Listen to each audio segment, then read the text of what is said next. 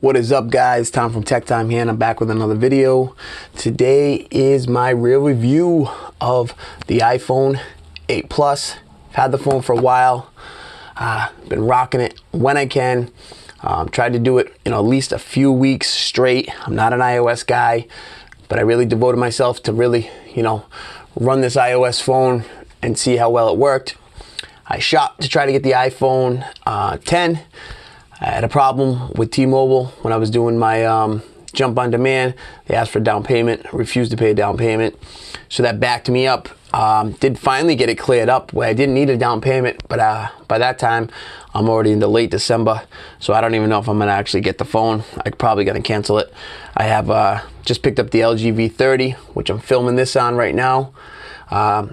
Kind of iffy about the cameras. We'll see in this video right here. You guys let me know what you think of the LG V30 cameras. This is 1080p, 60 frames per second. Might be exported out at 30 frames per second. We'll see. Anyways, getting back into the iPhone 8 Plus. Give you a little spec rundown. It's a 5.5-inch 1080p, full 1080p screen, which is 16 by 9. So you got some bezels on the top and the bottom. You're also running the A11 Bionic chip, which is their new processor, and it's unbelievable. You got 64 gigabytes of onboard storage, 3 gigabytes of RAM. The battery this year is a little bit smaller than the 7 Plus. It's a 2691 milliamp lithium-ion battery. A little bit smaller, and the battery life is not as good. We'll get into that a little bit after. Also this year, being that it's a let's get into this. Oops, sorry, I just screenshotted. This case fits like a glove. It's the Presidio grip case. Oh, let's get this baby off. There we go. This is an all-glass phone. So that means it has wireless charging. And one thing, Apple probably didn't have the software or the hardware set up to make their own proprietary stuff, because if they did, they would charge you extra for it. Believe me. Believe me, they would. And they didn't. Went with the Qi wireless charging standard, so it works with any Qi wireless charger. I'm sure Apple wasn't happy about that. For some reason, they weren't on the ball and didn't have some, proprietary hardware, but runs on Qi wireless charging, which is great. It's also IP67 water and dust resistant. It's not up to the top high-end standards of IP68 that most Android flagships are. Apple says this is waterproof on a microscopic level. Pretty much it's IP67, same as any other phone that's IP67. You got stereo speakers in here. You got a speaker up here, one on the bottom, and they got the dual grills on the bottom. Only one of them is actually a speaker. You got your lightning cable adapter for power down there, and then you got no headphone jack. There's none on the top, none on the bottom. So you need to use your lightning cable to 3.5 millimeter headphone jack adapter, dongle, whatever you want to call it. Not a big deal to some it is. I personally like a headphone jack, and without this you don't get one. Using that, you get decent sound. What else do we got? Let's do the cameras. We got dual rear cameras. We got a 12 megapixels, dual 12 megapixel cameras. The main lens, f1.8. It's optical image stabilization. The telephoto lens, f2.8. No optical image stabilization on that one. You get 2x optical zoom on the telephoto lens, which allows for zoomed in without losing a lot of your clarity. Plus you get the depth effect portrait mode that everybody really loves, that Apple really brought to the market, and everybody's been loving ever since. Front camera right here, you got a 7 megapixel f2.2 aperture. Nothing crazy. The rear camera records 4K, 60 frames per second, and we'll get into that more. Those are just the specs. So let's get into what I like about this phone. There's a lot of things I like about it, a lot of things I don't like about it, and we'll get into them. Me personally, not a huge iOS guy. I like having an app drawer. I don't like to have all my apps on 10 pages. Obviously you can put them in folders and stuff. Not a huge fan of this widget thing right here that you got going on. I don't use it too much, but it is kind of convenient. Some things, your weather, you could just scroll over. But coming from Android and using Android, pretty much since the iPhone 5, I've been all Android. Now haven't really looked back to the iPhone. It rocked the 7 Plus a little bit, but it was mostly my girl rocked that, and I played with it here and there. This phone is a nice looking phone. It's a solid phone, feels good in the hand. I personally think this is the perfect size phone. This, I like bigger phones. That's just me. The form factor here is big, and it just feels good. This has nice weight in it with the glass and aluminum sides. It's a nice looking phone. That's one thing Apple does, is make nice looking phones. You get a full 1080p screen, full HD screen on the 7 Plus. The 7, you get the 720p or 750, whatever the hell it is, a little bit over 720. But these screens are nice. IPS LCD, but they're really nice. They do a good job of having nice colors, very accurate colors, punchy. This has the True Tone display with the ambient lighting, so depending on the lighting, it can change the whites and some other things like that. Haven't noticed a huge difference in it, but it works, I guess. That's what they say. I'll take their word for it. Like I said, the screen's really nice. They didn't, with this model, go with the 18 by 9, which they did with the iPhone 10.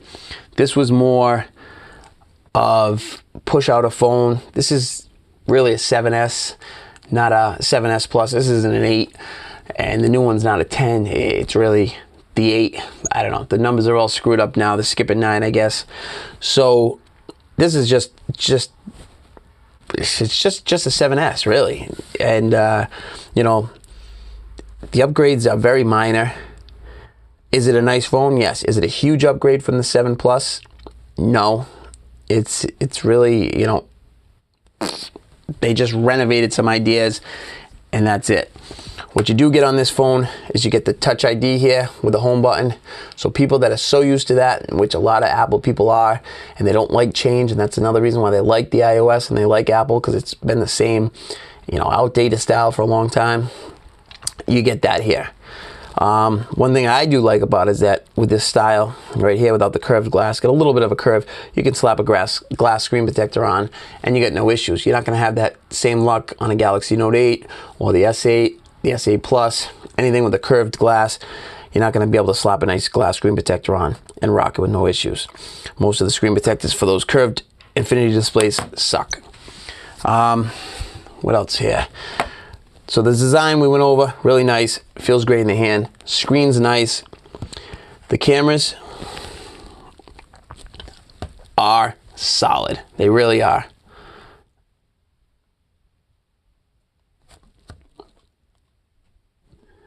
The color reproduction is nice. The colors are a little bit more, saturated and poppy than they used to be. But I personally like it. I'm a huge Samsung fan with the way their cameras are, with the vibrant colors. And this camera works really, really good. Let's go back.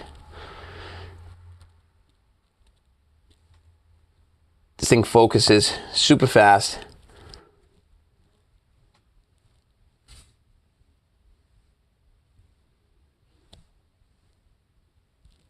Really does. Focuses super fast. You got your portrait mode in here, and then you got, let's see if we can get a portrait mode of this.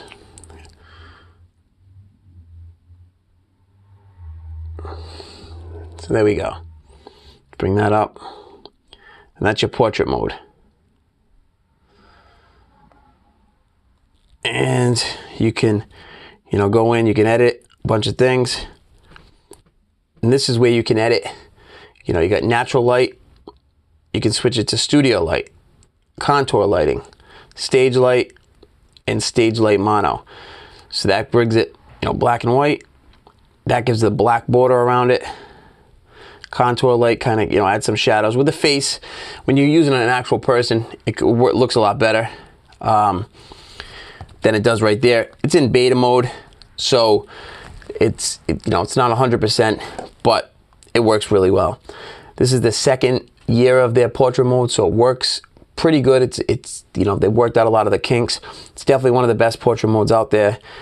The phone, the camera itself though, and you have a picture super fast. The problem I'm having on my LG V30 is, you know, it doesn't trust its own autofocus, so that you got, you know, shutter lag, and you're gonna miss photos, you're gonna get blurry photos. With this camera, you're not gonna get this. This is a solid camera. Video, same thing. This thing does 4K, 60 frames per second, which, you know, super high DSLR cameras aren't even doing that. So that's a hell of a, you know, achievement for a camera to be able to do that. And then to have the processor that can handle it. The A11 Bionic chip, it handles it, and it handles it like nothing.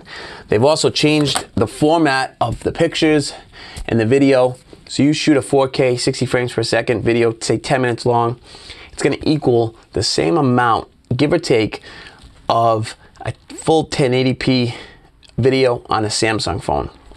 So when you're exporting a 4K 60 frames per second video, it's going to be just as quick as exporting a full 1080p on a Samsung. And it'll probably be even faster with this Bionic chip, because this thing is just ridiculous. It's so fast, it really is, and it handles everything you want.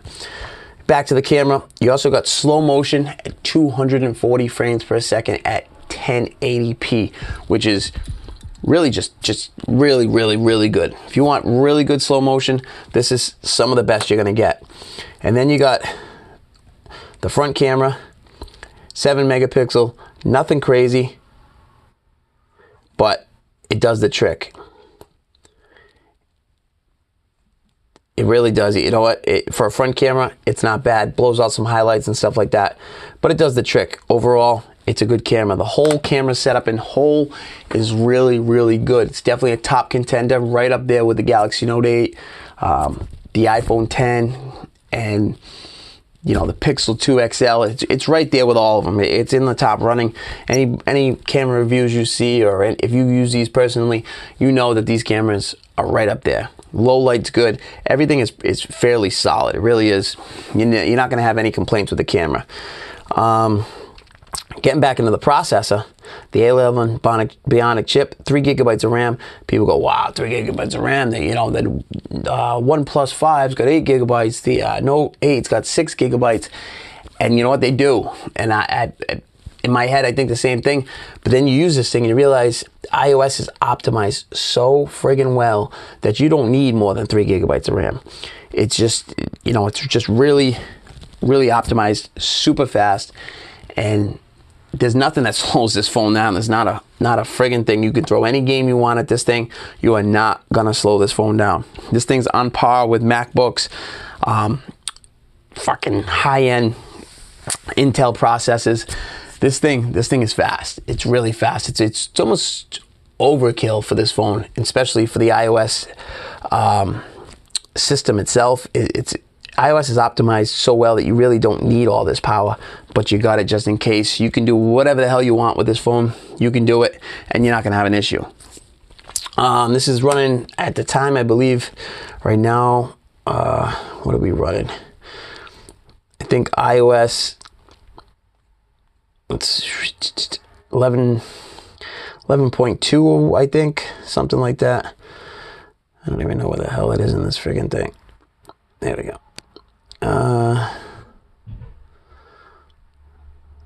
11.1.1. That's what we're running right now. There has been some issues with iOS. I've had some issues with my keyboard where I would type I and it would type A, which is a pain in the ass because you type a sentence I like this, and you know, you get an A likes it. It's just a pain in the ass. So there was a fix. This new update just fixed that. Before that, there was a fix where you had to go in into the dictionary, add a letter, add a shortcut for that letter. Anyways, it's all fixed now. Battery life has been better since the new update, but battery life overall, my iPhone 7 Plus, for the amount of time I used it, got better battery than this thing. This thing I'm having to charge before the day's over, and normally with iPhones, I get pretty good battery life.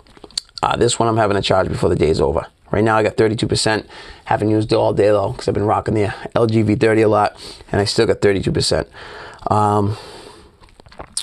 So like I said, anything you throw at this thing, it's going to be fine. iOS is throwing out updates all the time, so that's working really good.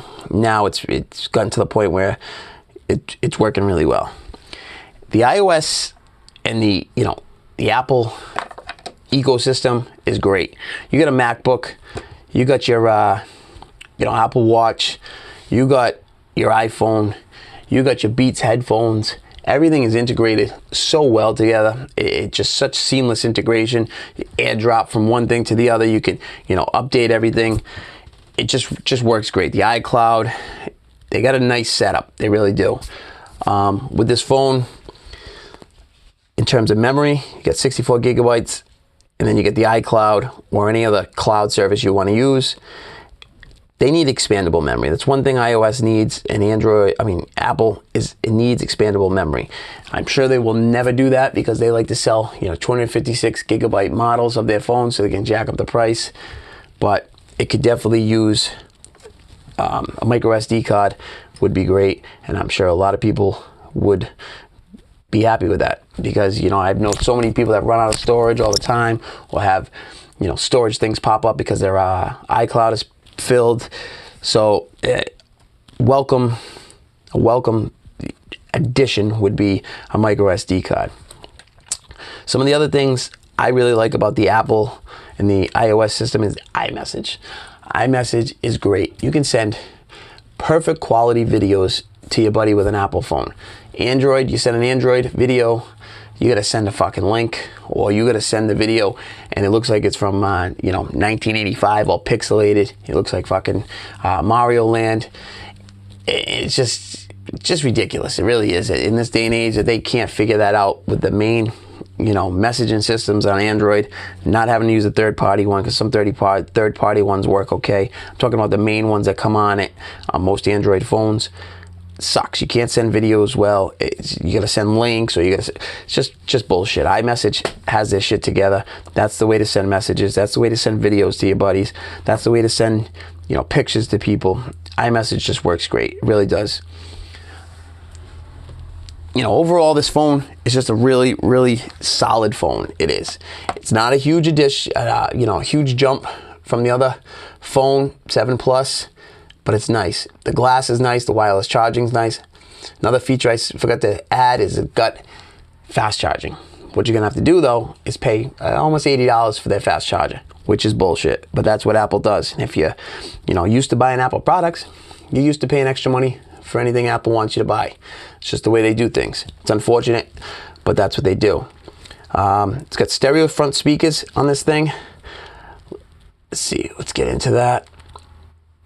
They say they're 25% more, 25% louder than the 7 Plus, the stereo speakers. I do not see that. They are loud. That's with the bottom one blocked. You get the top one.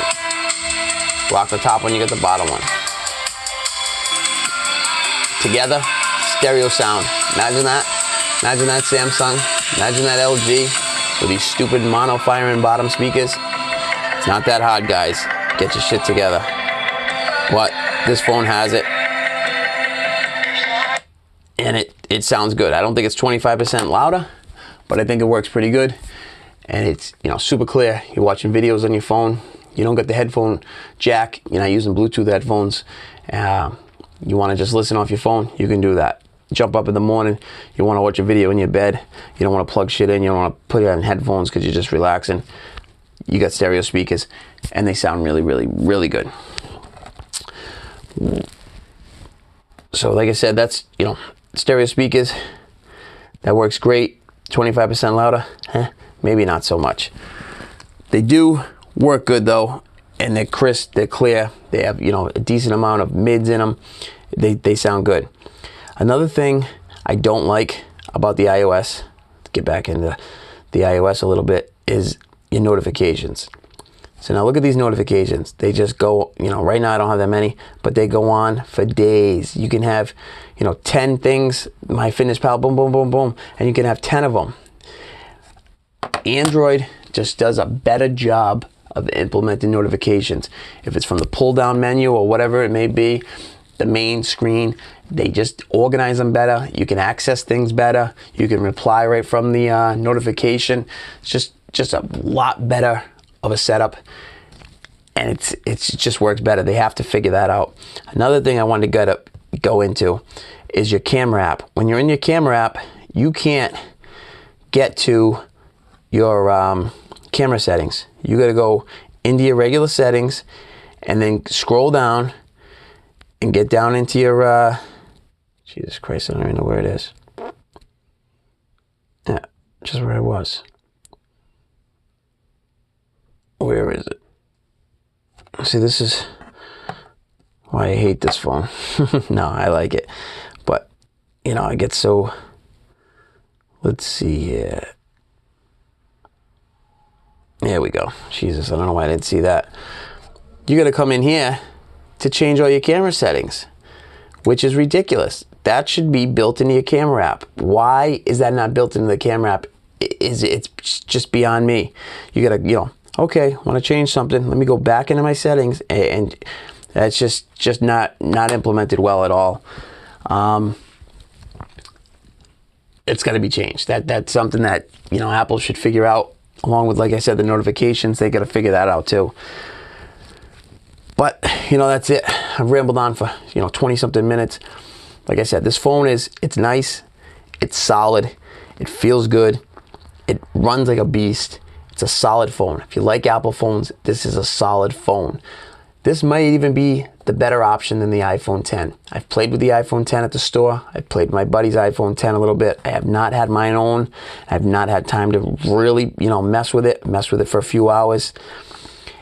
And this phone is you know what you're getting with this phone. The iPhone 10, you're gonna have, you know, you got no Touch ID. You're gonna have to mess with the Face ID or use a, you know, pattern or whatever the hell you want to do on a PIN code, and you're gonna get a first generation phone. Beautiful screen. You get that stupid notch on the top, and it's you know, first generation. It's gonna have issues. This thing, you know what you're getting. This is what, four generations going strong. This thing, 4 years going strong. This phone, same design, you know, glass now, back to like the iPhone 4, 3GS, whatever the hell it was that they had glass. But there we go. This thing's a solid phone. It's a lot cheaper than the iPhone 10. And if you're an Apple guy, it's a solid phone. Even if you're an Android guy and you're looking for a solid phone, you know, great cameras, super fast, probably the fastest phone out. This is the one for you. You know, things could have more features, could have more of this, but yeah, solid phone. You're an Apple person, this is a great phone for you. You know, let me know in the comment section, guys. You want to know anything else? I got maybe some more case reviews coming up. It's not, you know, not a whole lot to say about this phone. There's not a huge difference from this and the 7 Plus, but it's a nice phone. It's a solid phone. You get what you get. It's probably better buy than the iPhone 10 at the freaking prices that they're going for and the wait times that they are right now. So if you're looking for a solid iPhone, go with this. You get the 6, it's a nice upgrade. You got a 5, it's a huge upgrade. You got the 7 Plus, not a huge upgrade, but it is an upgrade.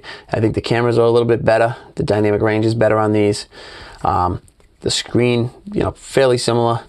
Everything else is fairly similar. You get wireless charging, you get fast charging, you get 4K.